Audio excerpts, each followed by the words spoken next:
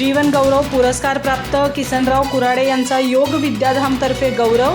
गुरुपौर्णिमेनिमित्त योग प्रवेश परीक्षा उत्तीर्ण योग साधकांचाही सन्मान। योगातूनच सकारात्मकता जीवन मूल्यांची जपणूक किसनराव कुराडे।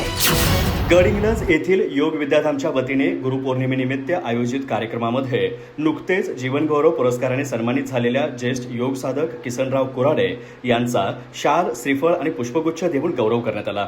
यावेळी योग प्रवेश परीक्षा उत्तीर्ण झालेल्या योग साधकांनाही प्रमाणपत्र प्रदान करून सन्मानित करण्यात आलं। कार्यक्रमाची सुरुवात प्रतिमा पूजनाने झाली। यानंतर योगाचार्य सदानंद वाली यांनी गुरुपौर्णिमेचं महत्त्व, योग विद्याधामचा इतिहास, संस्थेची निरपेक्ष सेवाभावी परंपरा तसेच व्यास पौर्णिमेचं महत्त्व याविषयी मार्गदर्शन केलं। सत्काराला उत्तर देताना किसनराव कुराडे म्हणाले, योगामध्ये प्रचंड ताकद असून त्यातून माणसामध्ये अपेक्षित सकारात्मक बदल घडवून आणता येतो। आपल्या परिसरात योग विद्याधाम करत असलेले योग प्रसाराचं कार्य अत्यंत कौतुकास्पद आहे। पूर्वजांनी जपलेला योगाचा वारसा ही संस्था आजही जतन करत आहे। गडहिंग्लजच्या पावित्र्याचं जतन करण्याचं कार्यही योग विद्याधाम करत असून शालेय शिक्षणाबरोबरच योग विद्यार्थ्यांना मनाचे आणि नैतिकतेचे धडे देतो।